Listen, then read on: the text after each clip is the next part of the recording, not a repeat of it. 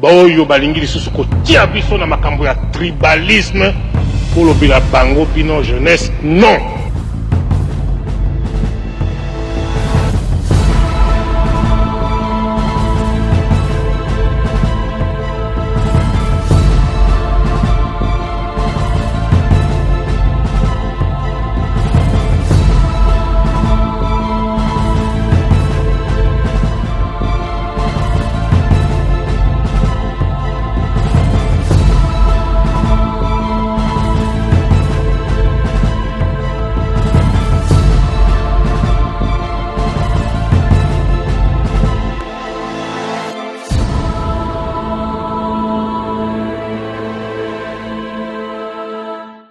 Ya solo bandi ko bolingo mbot na bino partout bozami bomisa ko na biso tango nyonso quand to lobaka ete to zali pour passer basanga solo ya mboka biso Congo démocratique peut-être sabino ba banso ba osala mosala malamu to bete ba mboko po ete ekoba mais on so osala mosala malamu te to côté mais là po ete mosala mabe na esuka ndemo komalelo moni plateau na biso zali ko changer to zali bongo na commune ya Lemba précisément na super toye kotala mwana mboka maître Bebel Kaleme oyazali vrai mwana ya Lemba to betene masolo na tinetali commune ya Lemba mingi historique ya centre culturel de Lemba oyo ene ko benga makala alliance franco-congolaise ne to so na ye na tinetali Kamwetali centre culturel wana e bandaki nini e komaki centre culturel de Lemba nini banani ba okamba yango et puis ya en tant que mwana Lemba ba okana nini pona etali Lemba to zanga pété kubetane masolo na tinetali makambo na biso o etali actualité ya mboka na biso Congo démocratique botala wana ebele boka nini maître Bebel Kaleme parce que le rappel malam min koleka bolanda ketango nyonso lelo azongi na etando eke boko yokaye mbote mwana mboka Bebel Kaleme ndeko Jean nakanisi plaisir oyo ya kokutana lisusu lelo eza partager na ba auditeur nyonso na ba téléspectateur nyonso bazolanda biso na mokolo ya lelo ezali esengo mingi ya kokutana lisusu ngai obe ndenge boyebi na bémission mosusu toyaka na oyo etali politique mais lelo un peu plus tolobela commune na biso ya Lemba po nazalaka oyo baninga ya Lemba bayebi na niveau ya quartier Kipwanza président du cercle culturel des rescapés et puis naero comme président il y a conseil communal ya jeunesse ya Lemba nakanisi structure eza lelo ya conseil national la jeunesse et bandaki à l'époque déjà en 1998 et quand les acquis fonctionnaient dans ndenge ya commission socio-culturelle mais tant que baye ko tiango na ministre à l'époque je crois Gomez ya musée to yeko zonga na conseil national la jeunesse et donc nazalaki président ya liboso ya Yambo ya conseil communal ya jeunesse ya Lemba na au-delà de cela na le kati ya Lemba tozo beta pe masolo ya centre culturel de Lemba où nazalaki parmi ba moko à l'époque on était encore trop jeune il y a comité de gestion il y a alliance franco-congolaise il y a commune ya Lemba et donc c'est à ce titre là que tozo koluka obeta masolo pour na kotalisa ba oyo batali Lemba mais aussi ba oyo bazali banda et comment est-ce que Lemba évolue à travers structure nango ya bandaki na alliance franco-congolaise et do comme centre culturel de Lemba. Merci ndeko. Merci bonne présentation na Emoko maître Bebel Kaleme quand est lobby tozali apona kobeta masolo na tinetali centre culturel de Lemba mona mboka to yebi yango lelo bakino ba kolanda bayebi que ben yango centre culturel de Lemba mais to mieko se renseigner ba lobby yambo ezala centre culturel de Lemba ezala ki bongo alliance franco-congolaise yebisa biso place obi centre wana ezala kanini avant et puis na kombo wana échanger ki nini et l'ongwa alliance franco-congolaise et comment centre culturel de Lemba na o etali imitation s'il faut le dire na alliance franco-congolaise site de Lemba na o to komi lelo centre culturel de Lemba bisolo ezamo mulai mais naza parmi nazali quand même parmi bateau yo basali mingi pour ekoma. En fait, en réalité, Centre Alliance franco-congolaise de Kinshasa à l'époque, et ça là qui concourt aux jeunes 24 communes à l'époque, il y a 83. Dans le concours, on a l'Embébimaka deuxième. Premier, Zalaki Lingwala. Alors, dans le jeu concours, on a Zalaki Soki Bobimi Wayambo, Binonde Bakoya pour installer Alliance.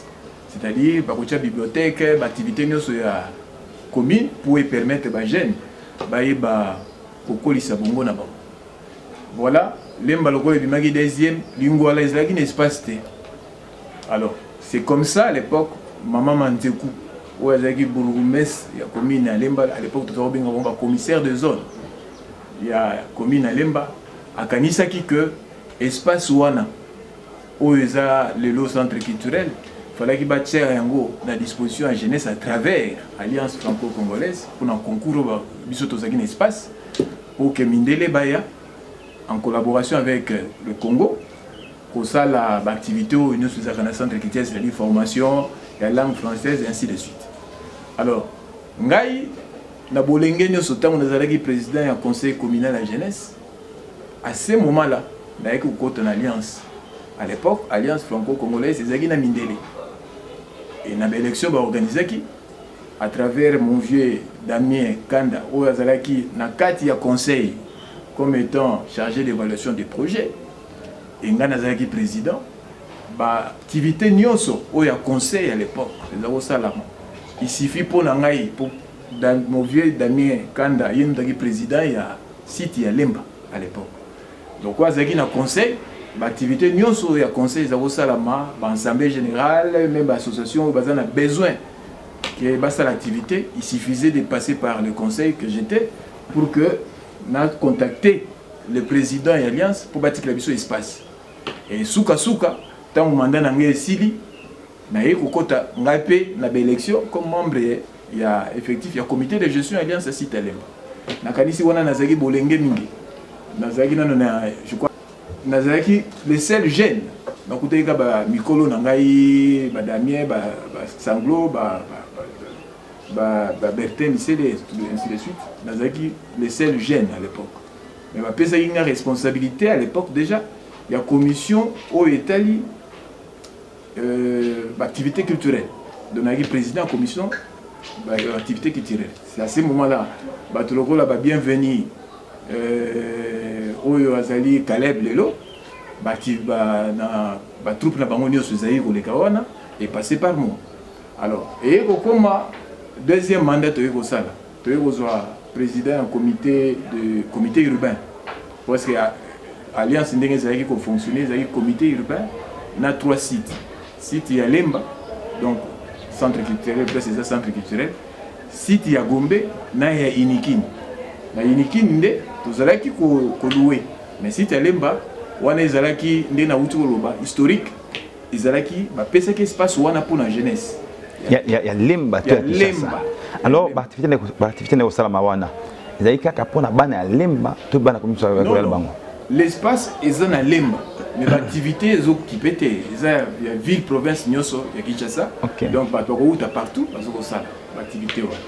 Alors, à ce moment-là, tu as comme en 2015, après deux président Béa. Na Béa, bon, moi, Bobungwa Nezalaki. Alors, il y a le comité, il y a crise, parce que tu as le président, on a été géré Mabé. Les 3 sites où on a eu il y a Lemba. Le comité nous sommes les Salama. Ils ont une appellation, il y a Alliance franco-congolaise. Ok. Alliance franco-congolaise. C'est bon. Alors, si le problème est banni au ce niveau là. Président Béa, le président du comité urbain, a commis le pouvoir mingi au-delà ou en dehors il y a statut. Alors, les 3 sites où on a un président du comité urbain. De désavouer qu'à l'époque, dans chaque site, il y a un comité de crise. Et dans le comité de crise, Inikin, à l'époque, le professeur Mundaï azaki président Inikin, yende mutaki président à commission, à comité de crise. Na lemba bien que nazalaki jeune, mais na lemba ba pesa ki ngamu nazalaki secrétaire ya comité de crise et puis Gombe et ya ko pesa trésorier. Si on a comité de crise on est zalaki pour que tu organises l'élection de manière à ce que le président qu'on contestait là, qu'on désavouait, le président Béa et Baguerre et Bandi et ainsi de suite. Alors et comme à niveau mon place c'est quoi Likambo et Bandi. Tant le président a joué, a régné, a sali ou a régné, le ministre de l'Intérieur à l'époque, a tenu ce communauté à l'Emba parce que l'espace où on est plus qu'on a l'Emba. Mobilisé, le ministre de l'Intérieur a suspendre le comité à BA. Alors, il a organisé l'élection pour que le comité ne soit pas. Encore. Cette fois-ci, dans le comité de gestion, j'étais, je crois, le vice-président du comité de gestion de l'EM. Pendant tout ce temps, il y a eu tout le monde a mindele se bakei. Si vous avez dit que Congolais déjà, la guerre na ba beya et tout, mindele bakei. Biso to yebaki ngoto. To yeko kota to bandi.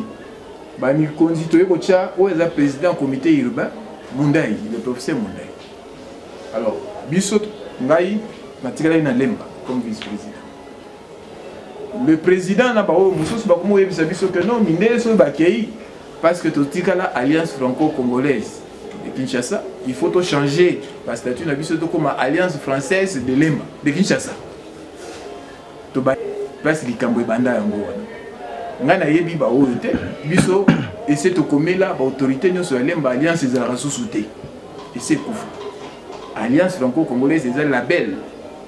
Il y a Fondation française, Fondation Alliance française, et c'est qu'il faut retirer déjà la belle ouane des Arabes sous. Donc, oyo, biso toye billet. Ah bon? Mais, à l'objet ouverture, on a dit que ça la nabino, bon ça l'année que Alliance, bon zone c'est Alliance française, mais plus na lemba. Bah oyo ya Gombe, ya Inikim, toye bangote biso to ko mona, oyo ya lemba. Place du Cambé Banda et Angoua. Ndebisika oyo kombo changer ki. Kombo changer te negue. Bitumbe bandi siko. Bitumbe bandi. Tango mundela kei, balobi to sala rapport moko pour bayeba comment les choses se passent à Lemba. Mbala moko comité urbain bango balingi bango ndemu to sala rapport. Biso to lobi non. Oyo ezali na Lemba. Espace oyo za ya ba jeune na Lemba, maman manzeko mutapesa que ça différent. Naba oyo mususu biso to ko lobela oyo ya Gombe te to ko lobela biso bato Lemba faut to lobela oyo ya Lemba pourquoi ba bi ya Lemba il faut alliance française de Lemba et fonctionner guerre na biso bandi wana na comité urbain. Alors sikoyo comité urbain baza ko benga biso to sala statut ya alliance française ya Kinshasa to kenda pe to sala mais na boni amba pesa ka biso hein comme avocat à l'époque to kei na assemblée. Ils ont à disposition Yasuka, ou bien à disposition finale. Va prévoir que le présent statut entre en vigueur à la date de son approbation, virgule, et non à la date de son adoption, et virgule, approbation, il y a Fondation Alliance Française de Paris. Nebiso na mayele na biso na boanya. Tout ça ici est aussi et conjonction dans l'ensemble on est zalaki bendabi kamini. Tout est conjonction, c'est-à-dire que le présent statut entre en vigueur après l'adoption de l'Assemblée générale et l'approbation de la Fondation de l'Alliance française de Paris. Si vous avez guerre, le bandaki, na bango muke biso tolobite oyo ezali ya Lemba. Bino bato comité de benso boken d'ailleurs, on le rappelle alliance en weza susute. To bandi ba guerre na comité urbain. Ti suka ndeko à l'époque mutazaki bourgmestre ndeko Toussaint Kaputa. Oaza siko na masina. Oaza siko na masina. OK. Yesi koyo na bwanya na ye. Azalaki saisi parce que intérêt ya Lemba ezalaki na kati à travers espace wana ndenge ba pesa ki. Nde to bandi ko kende ba réunion na commune ya Lemba. La réunion Moussou Tosali une semaine de 18h jusqu'à 22h, 23h. na commune na lemba pas bourgmestre pour trouver compromis na comité urbain kokola kezaki terrain ya lemba e bandenge nini ya ko bénéficier ya ko récupérer terrain parce que biso to comment au senga déjà autonomie ya gestion mais à partir ya wana ndeko Toussaint abandi ko gérer malembe dossier yango ndenge zo senga alobi bon lokola problème ezali to senga sikoyo bosala assemblée générale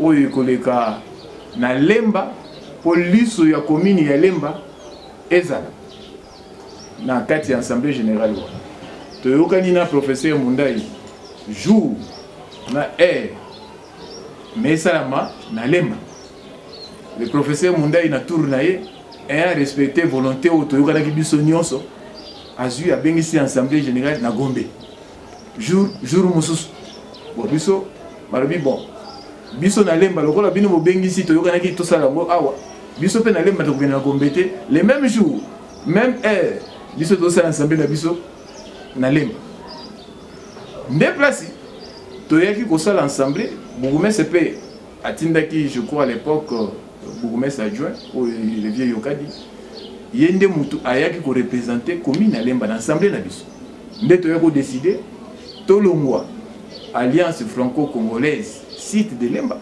tokoma alliance française de lemba ouais c'est na ba anini na 2017 OK et loko siko mama likambo eza affaire wana o to salaki yango nde mutu boti ba problème na sens nini parce que déjà na ndenge tozaki alliance franco-congolaise tozaki o dépendre directement na comité urbain siko tango to sali association mususu ensemble wana tozui PV na biso ngai moto nakendaki ko notarier yango ba notarier PV na biso tokomi alliance française de lemba tozui copie ya PV totindeli na ambassade ya France copie ya PV totindeli directeur général oyo azalaki kokamba ba alliance nyonso na République démocratique du Congo mais azalaki kovanda na Kisangani mais c'est joint le vite tant to tindeli après quelques temps na bitumba na biso toyo komona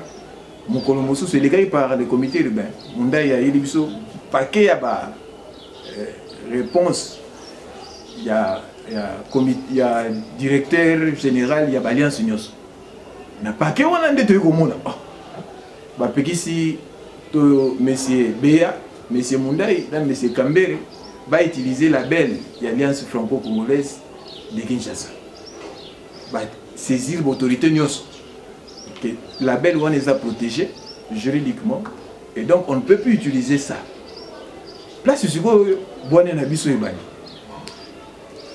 ayeko na ba lo wana ba yeko répondre biso ba tuto créer alliance française de lemba na lo wana kaka ponga na zaki président ya alliance française de lemba maître Riki Mutazaki secrétaire général va répondre biso que tokoki kosala alliance française de lemba te sans l'autorisation ya fondation et alliance française de Paris on a joué les vite mutako ko répondre biso directeur ya alliance nyos mais seulement tokoki kokoma soit centre culturel avant que ba français va répondre biso tokoki kokoma centre culturel de lemba ou alors espace francophone de lemba au moni place centre culturel de lemba outi et donc à ce moment là tant mundela komeli biso to koma ndengo wana tozalaki na masolo na bourgmestre na biso Toussaint Kaputu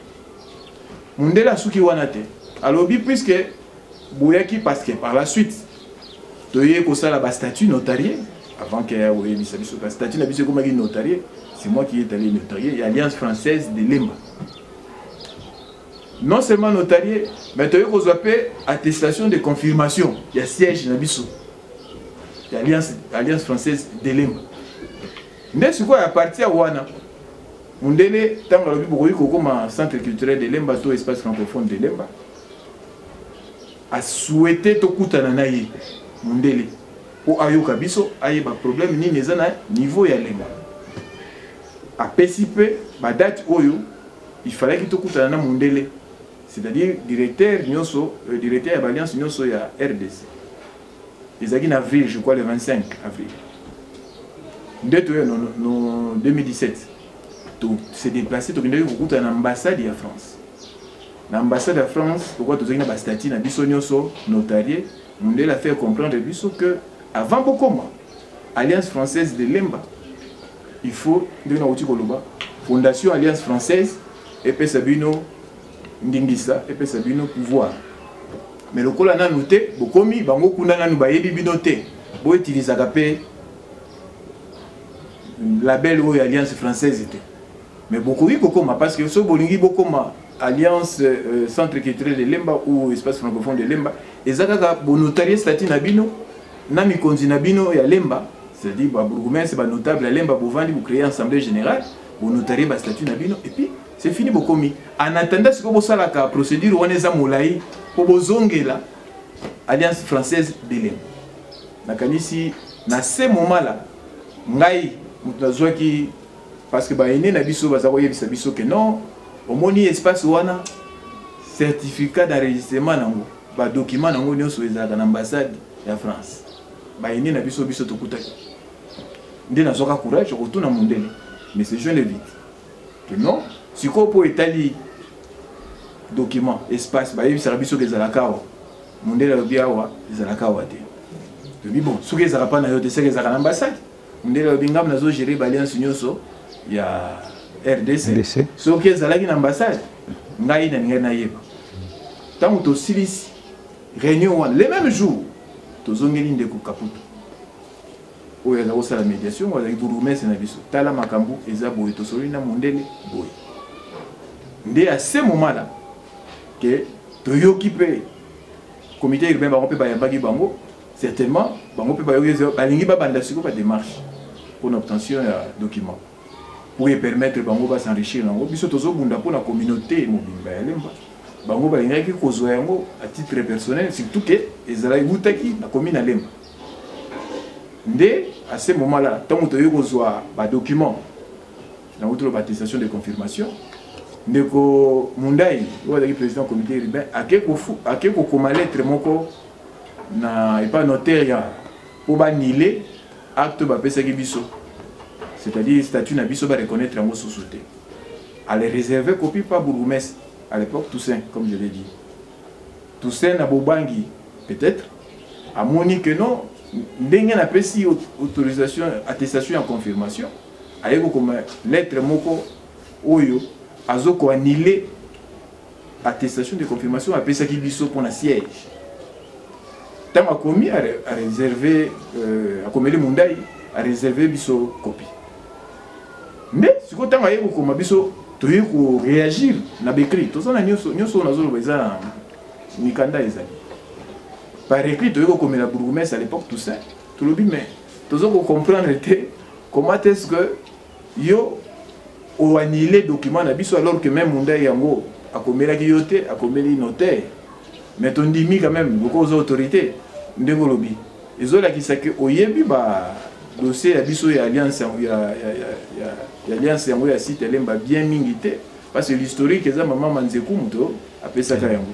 Alors ceux qui ont sali ndengo sali wana ezane tozo cracher sur la mémoire ya ba jeune nyonso ya Lemba. Ba jeune nyonso ya Lemba oyo basalaki de jeu concours wana oyo esalaki en sorte que bazwa prix wana. Et ça une façon pour na yo pe ya ko cracher sur la mémoire ya bourgmestre ya commune ya Lemba, maman Manzeku à l'époque commissaire de zone, puis à son âme, pour yende moutaper ça espace wana pona jeunesse ya Lemba. Mais aussi, aux autres cracher sur l'assemblée générale, il y a comité de gestion à site ya Lemba, pour bakoma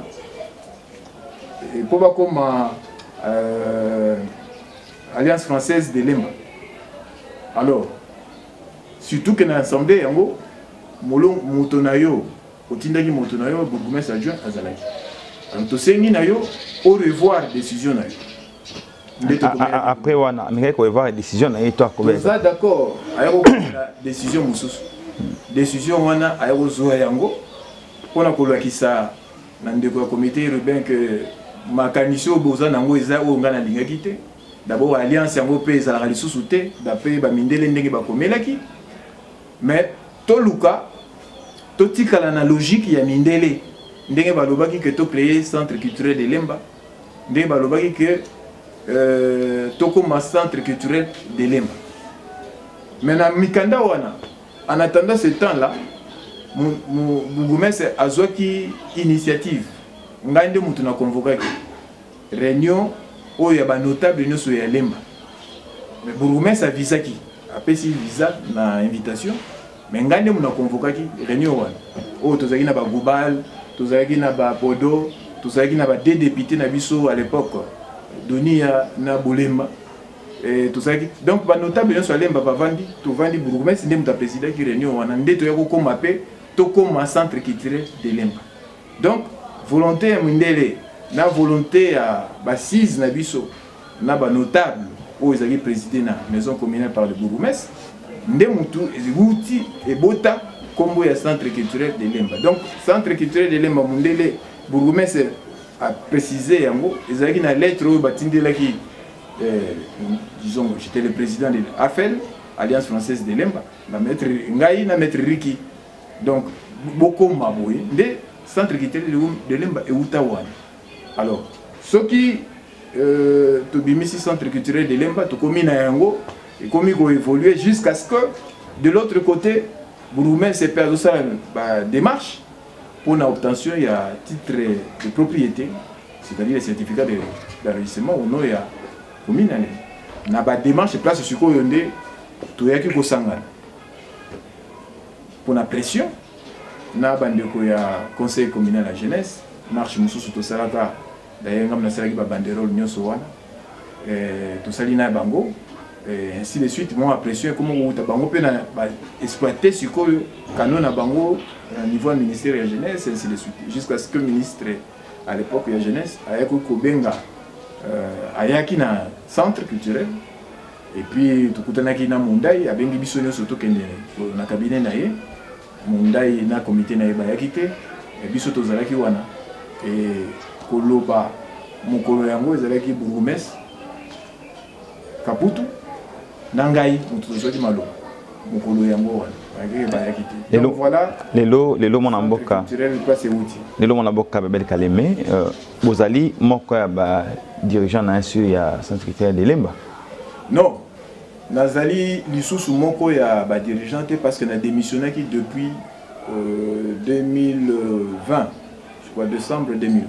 Donc les 2 ans passés. 2 ans passés. Pour na démissionné qui yom tozala ki wana au PC historique, ndeni bandaki ndeni ozali na bolenge nyo solité pour que ezali lelo. Bon, ni saki ko démissionné. Ezala mo makamususu oyo na lingi ko lobelango na télévision té. Oui, c'est moi, il a bien milité parce que il y a un problème sous ma gestion, mais les fondamentales, c'est que dans Souka, le Souka qui est dans le centre culturel de Lemba, au Komona, Ndengeni va améliorer, c'est-à-dire va construire des centres commerciaux dans Liboso, et puis dans Likolo, et ça pour un centre culturel de Lemba. Ce qui était plus important, c'est que Bourgmestre, tant que Kaputa Kei, Bourgmestre Jean Saka, na tour na ye ayaki ko nommé biso comme administrateur du centre culturel de Lemba parce que le comité moko ezalaki avant, même si le Bourgmestre Toussaint a reconnaître en beauté. Moi, signé mon candidat officiellement pour reconnaître Yango. Alors, Jean Saka est ça là de sorte que 3 personnes vont diriger le centre culturel par le comité d'administration. Bon, il est qui. Alors, avant Nakende, et le représentant est rassuré qu'il y a pour naïko mona Bourgmestre Jean Saka a signé contrat. Na ba Libanais pour na Kotonga centre commercial Rana P. Na niveau ya likolo kobongisa o etali ba bureau kobongisa o etali espace donc na monaki lokola to bundaki ke commune de Lemba azwa titre de propriété et c'est azwaki et Jean Sakaye ko signer contrat na compte ya commune ya Lemba. C'est-à-dire que le Congo est commis déjà, il y a commune ya Lemba. Et ngai lokola na wutaki na sala ba comité ebele, ba comité ebele na participa, na monaki que na temps na ngai na nyoso na sali. Je devais me sortir par la grande porte, na démissionner na tika. Ba misusu baya ba continuer pour na likambo yango ekoba. Parce que tout ça pour na bisoté, tout ça plus pour l'intérêt il y a commune à Lemba pour na Lembatek. Voilà pourquoi pour matérialiser cette volonté là la monarchie qui fallait natika na kende pour battre misusu ba continuer. Mon amboka Bebel Kalemé natango nyoso ya pasi to monde le historique ya Lemba la difficulté nyoso bobundi pour être bozwa espace wana ya centre culturel de Lemba. Merci bande kubalandi ya magazine tozo kine wapi ne bo sele ngwana kibeli pona kona magazine tozo kine wapi amukoma lelo to comme l'émission na suka. Merci na maître Bebel Kalemé pour na temps au pesa kibiso ya koya to beta masolo elongo awana Lemba pe merci mingi na bande konyoso ya Lemba bana ya Lemba ne bondima lelo ko tsebiso kat na commune na bino pour na to beta masolo na Tali centre culturel de Lemba.